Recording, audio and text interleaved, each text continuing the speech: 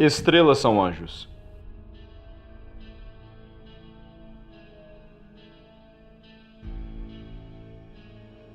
O que são estrelas? Segundo a pseudociência, são outros sóis a trilhões de anos-luz da Terra e funcionariam por fusão nuclear. Tesla afirmava que as estrelas estão confinadas eletromagneticamente no firmamento. Na cosmovisão do universo elétrico, as estrelas são capacitores de eletrocargas no céu. Capacitores são componentes que armazenam cargas elétricas no campo elétrico. Todas as estrelas carregam e emitem eletrocargas, processam e absorvem. Elas possuem polaridades diferentes e funcionam como uma garrafa de Leyden. Polaridades opostas, separadas pela parte interna e externa. Assim sendo, estrelas armazenam e emitem energia. Essas são as conclusões conforme pesquisas do físico de plasma Wallace Thornhill. Assim como cada neurônio no cérebro, as estrelas estão interligadas numa gigantesca rede de filamentos de plasma.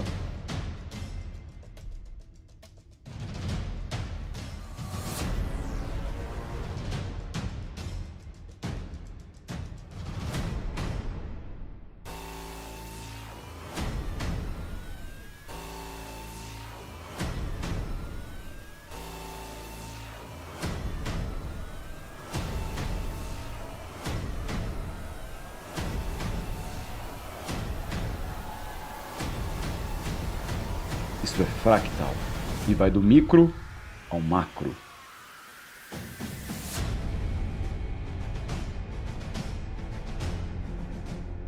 As estrelas agem como um filtro, um motor dos céus. Assim, elas ionizam os gases da átomos e equilibram as cargas. A estrela Polaris funciona como um gigantesco processador de uma enorme rede elétrica e de dados. São aquilo que os orientais chamam de registros akáshicos. Estrelas estão ligadas à energia, que é o plasma, à frequência, que é o tempo, e à vibração, que é o movimento.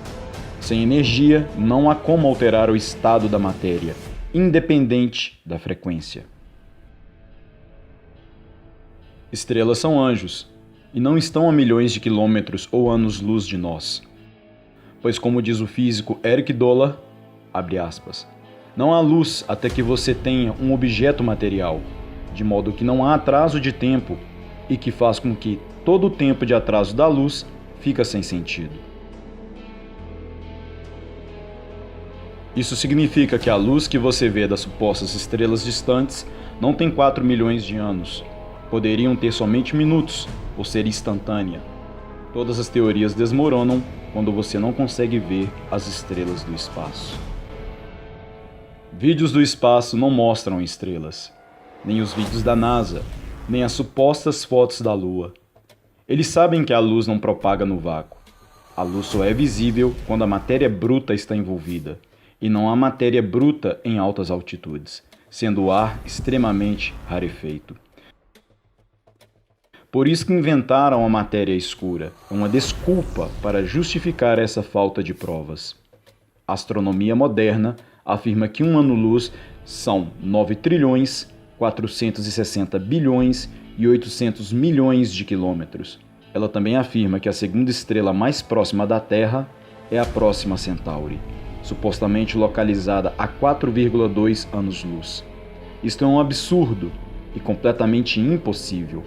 A física não consegue provar que a luz de estrelas nessa distância consegue chegar à Terra atravessando um ambiente sem qualquer massa bruta igual à nossa atmosfera. Isso prova que as estrelas estão apenas milhares de quilômetros, no máximo, e dentro de um ambiente com massa bruta, e não no vácuo do espaço.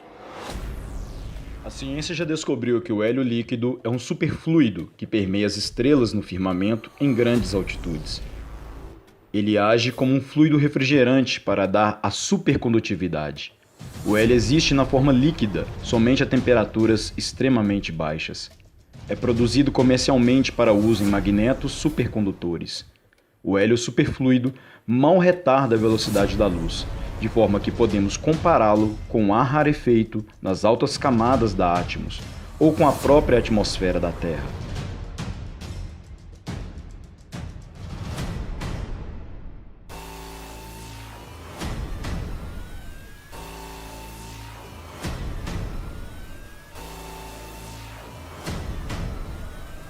O hidrogênio é outro elemento presente nessas altas camadas.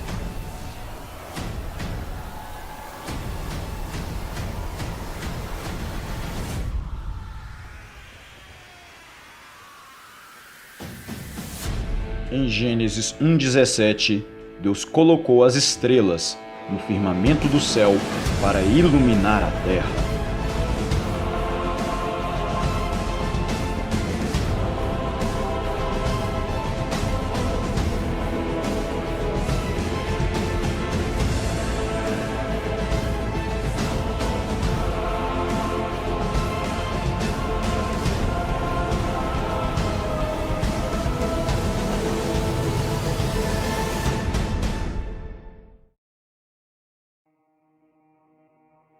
Apenas seres vivos têm corpos, e se chamamos as estrelas de corpos celestes, fazemos jus a essa nomenclatura, pois são seres viventes. Metafisicamente, as Escrituras em várias passagens afirmam que as estrelas são anjos, e que o Criador chama os seres celestiais, ou seja, os anjos, do hebraico malakim, mensageiros, de estrelas. Não somos os únicos seres inteligentes neste plano. Quando olhamos para o céu, vemos a multidão de estrelas. Os anjos são entidades luminescentes, vivas, visíveis e invisíveis, corpóreos, que permeiam o espectro da luz visível e transitam por dimensões. Possuem o chamado corpo plasmático ou etéreo. São seres dotados de inteligência, habilidades, características e talentos próprios. Possuem individualidades e também o livre-arbítrio. 1/3 dos anjos se rebelaram e passaram a exigir adoração. Tanto na Bíblia como no livro de Enoque, confirmam que, por causa da rebelião e transgressões das estrelas, ou seja, anjos caídos, uma parte deles foram aprisionados em algumas estrelas errantes. Outros, no abismo, para pagar penitência dos seus erros até o dia determinado, e para que os homens vejam e saibam da vergonha deles por ter seguido seu líder, servindo eles de contagiros no relógio profético da terra e sinais nos céus para os homens. Nisto se justifica o movimento retrógrado de algumas estrelas errantes. Usando uma câmera fotográfica Nikon P900, descobre-se os reais formatos luminosos e cores dos anjos, ou seja, estrelas. Percebe-se que as estrelas são simplesmente feitas de plasma moldado por campos magnéticos e alguns metais eletricamente condutores. Estrelas foram criadas no 4º dia da criação, conforme Gênesis 1:16-18, para iluminar a terra e servir como orientação aos homens no céu noturno. Mas 1/3 delas não quiseram seguir essa função. Isaías capítulo 14 relata essa rebeldia. A Bíblia está repleta de textos sobre a conexão anjos e estrelas. Conta o número das estrelas, chamando-as todas pelos seus nomes. Salmos 147:4. Quando juntas cantavam as estrelas da manhã, e todos os filhos do Eterno bradavam de júbilo, Jó 38:7. O que dá ordens ao sol, e ele não nasce, o que fixa as estrelas, Jó 9:7. Estrelas errantes, para as quais estão preparadas as mais densas trevas por toda a eternidade, Judas 1:13. Louvai-o, sol e lua, louvai-o, todas as estrelas luzentes, Salmos 148:3. Desde os céus pelejaram as estrelas, desde as suas órbitas pelejaram contra Cícera, Juízes 5:20.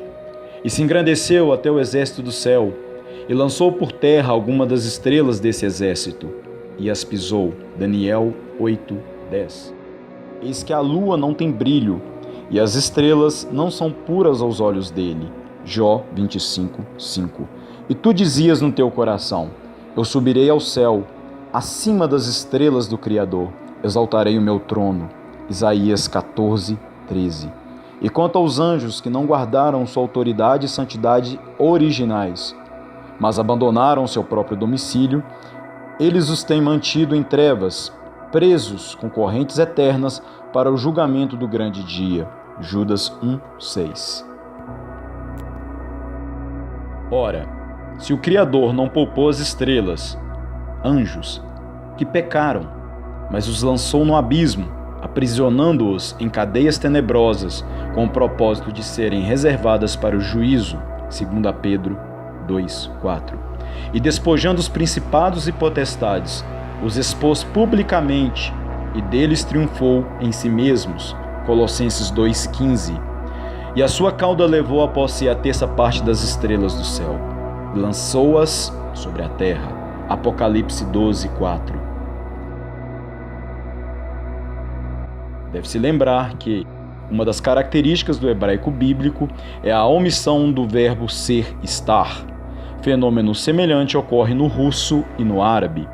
Cabe ao tradutor inseri-lo. Então é correto afirmar que anjos são estrelas e anjos estão nas estrelas. Anjos atuam como querubins, ou seja, guardiões de entradas dimensionais. Estrelas são acessos para outros planos ou tempos, assim como foi mostrado no filme Interestelar, onde através de Saturno era possível viajar no tempo e no espaço, através de várias estantes repletas de livros numa biblioteca. Isso foi uma clara alusão ao frame a frame, ou quadro a quadro da sexta dimensão, onde são registrados ações e escolhas no espaço-tempo. Temos que lembrar que Saturno está totalmente vinculado a Satanás. Como estrelas são capacitores elétricos e sendo o espírito elétrico, podemos concluir que estrelas são depósitos de almas, que guardam a estação propícia para encarnarem aqui, cada um por seu turno, conforme a catraca celestial, o giro do firmamento. Na Cabala, ao entendimento da câmara de Guth, termo hebraico para remeter a corpo, também chamado de Otzar, que significa o salão das almas, localizado no sétimo céu. Cada alma humana é guardada no Guth. O Guth é por vezes descrito como um columbário ou criatório, um invólucro, um casulo de almas. O Talmud ensina que o Messias não voltará enquanto o Guth não estiver vazio de todas as almas lá guardadas. A significância do Guth é que cada pessoa é importante e tem um papel único que só ele com sua única alma pode cumprir.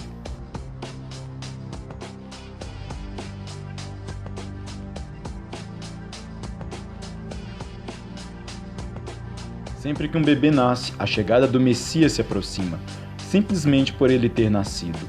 Apocalipse 6 e Gênesis capítulos 15 e capítulo 26 são uma clara alusão ao Guth.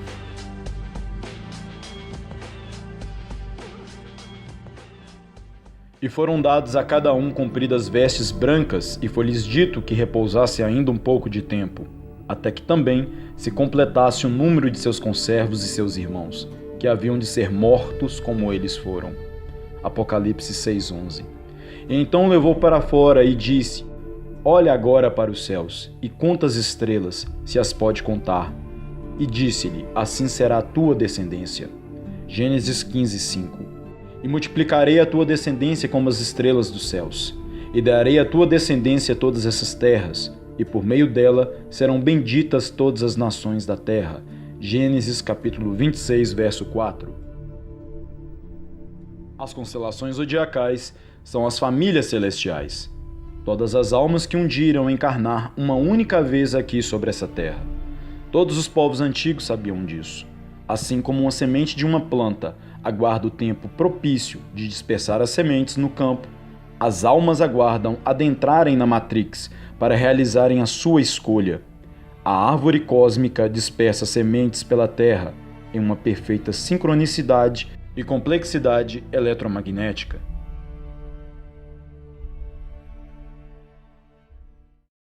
Estrelas também estão ligadas à simática por padrão vibracional de som e eletromagnetismo.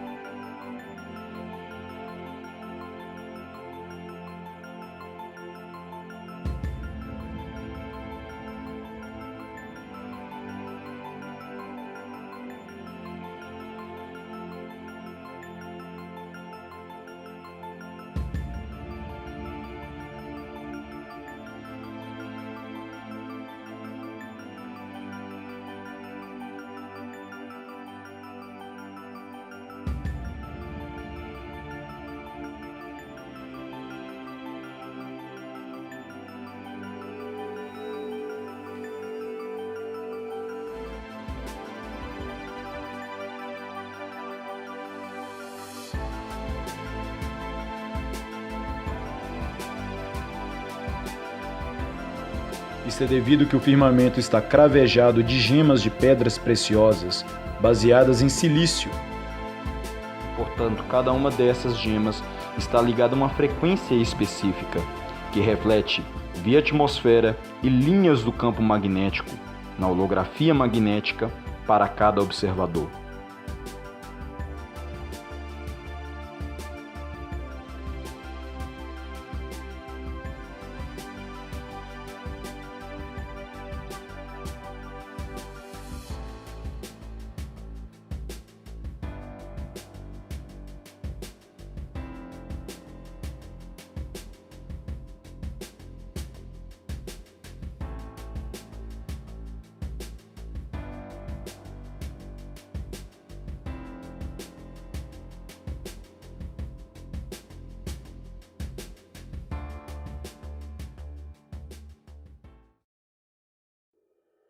A soluminescência, que nada mais é do que um recipiente de quartzo com líquido em altas frequências sonoras que propiciam que estrelas surjam dentro de jarros, numa explosão de luz, calor e energia.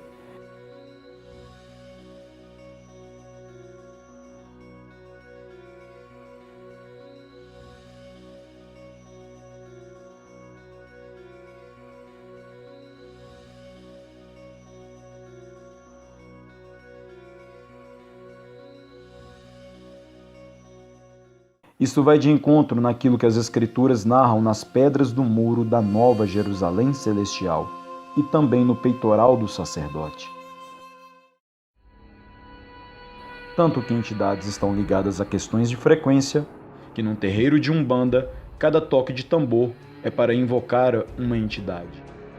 Pois não é contra a carne e sangue que temos que lutar, mas sim contra os principados, contra as potestades, contra os príncipes do mundo destas trevas, contra as hostes espirituais da iniquidade nas regiões celestes. Em Efésios 2:2, Satanás é chamado de príncipe da potestade do ar, visto que as potestades seriam entidades atuantes nos elementos da natureza e que estão intrinsecamente ligadas ao cosmos.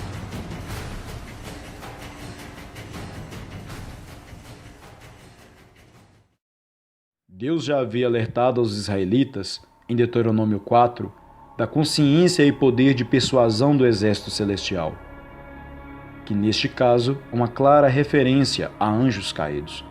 Tal passagem assim relata: que não levante os teus olhos aos céus e veja o sol, e a lua, e as estrelas, todo o exército dos céus, e seja impelido a que te inclines perante eles, e sirvas aquele o Senhor teu Deus repartiu a todos os povos debaixo de todos os céus.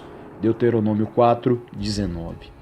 Note a questão da semeadura, onde diz: repartiu a todos os povos debaixo de todos os céus.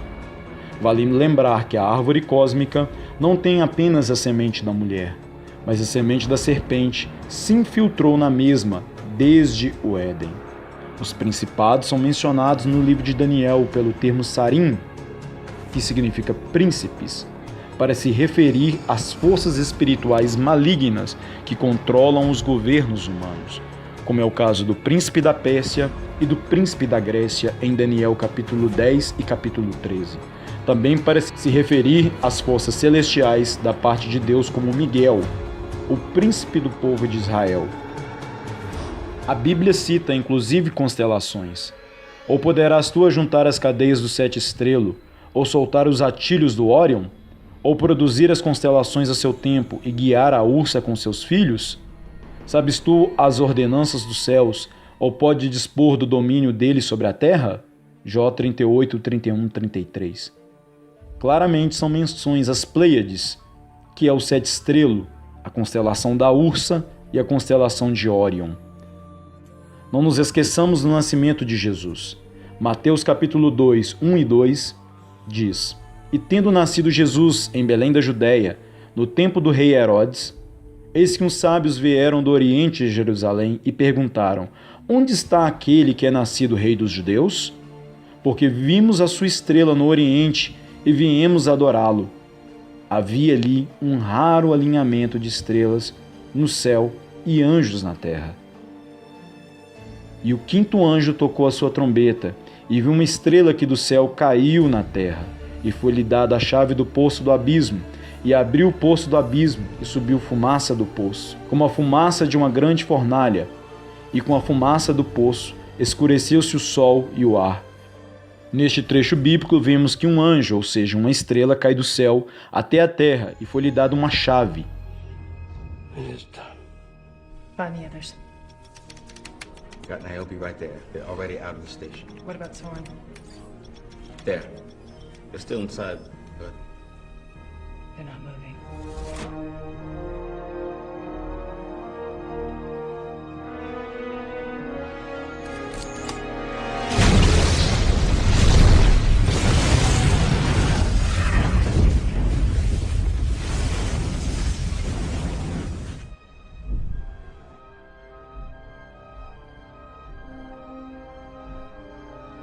That's it, let's go.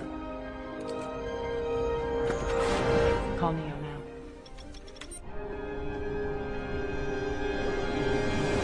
I lost them. They're inside the portal. What about the grid? Mas quem poderia dar acesso a essa e demais estrelas? Resposta: seres que já habitam na Terra, ou seja, homens, membros de sociedades secretas que buscam contato com entidades extradimensionais nas regiões celestiais. Tais homens são a semente da serpente.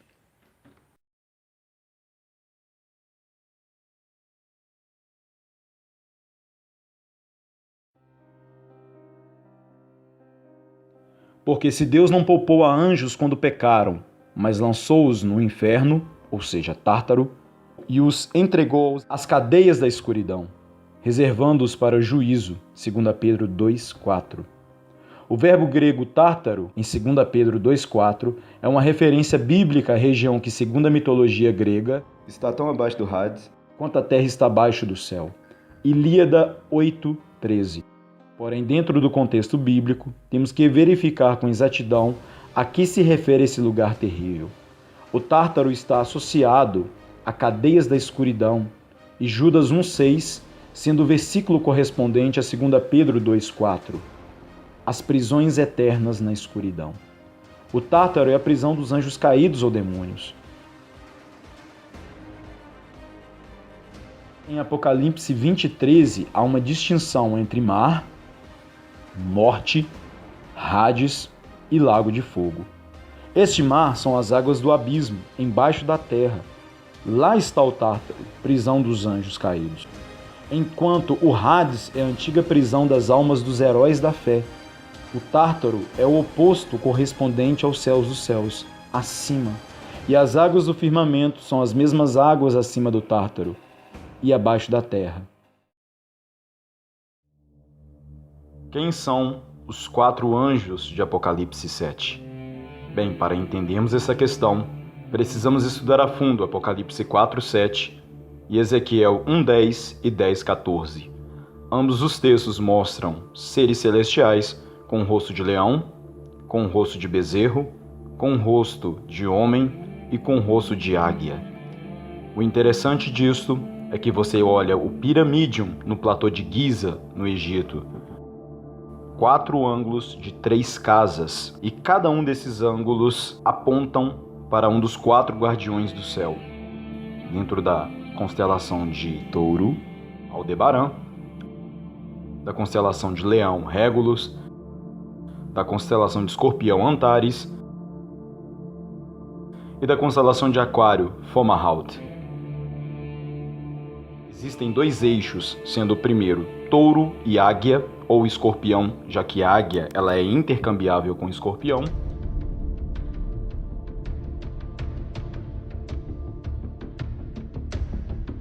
Formando então o Lamassu babilônico.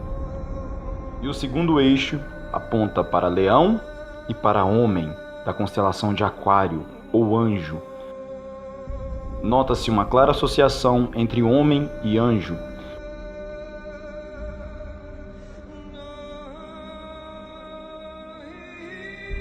Que é o representante, a esfinge no Egito, corpo de leão e cabeça de homem.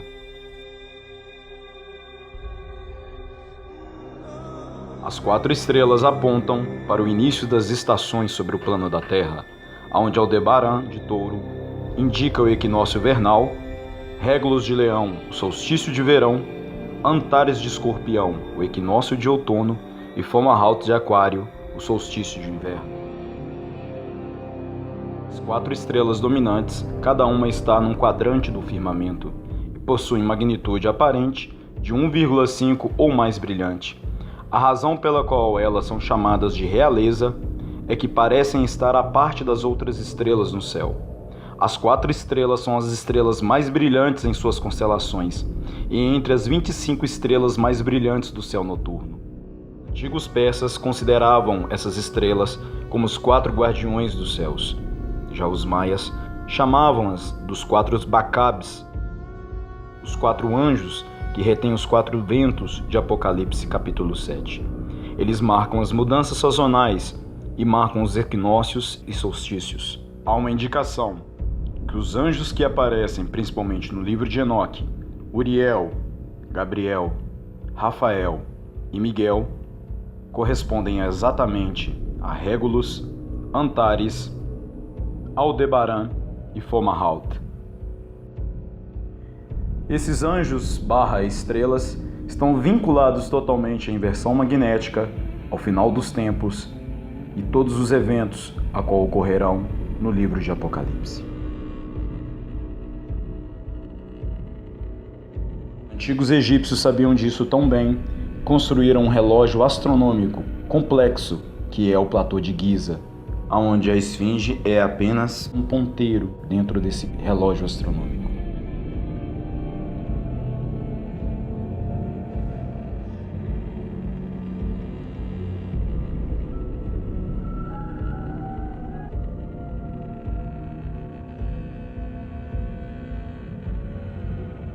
O famoso enigma da esfinge. Que criatura pela manhã tem 4 pés, à tarde tem 2 e à noite tem 3? A resposta do enigma é a direta correlação entre estrelas, anjos e a pré-existência humana. Sendo assim, a solução do enigma é: amanhã significa a infância, quando os homens engatinham. A tarde significa a vida adulta, quando caminham com os 2 pés. A noite significa a velhice, quando os idosos utilizam a bengala para se apoiarem.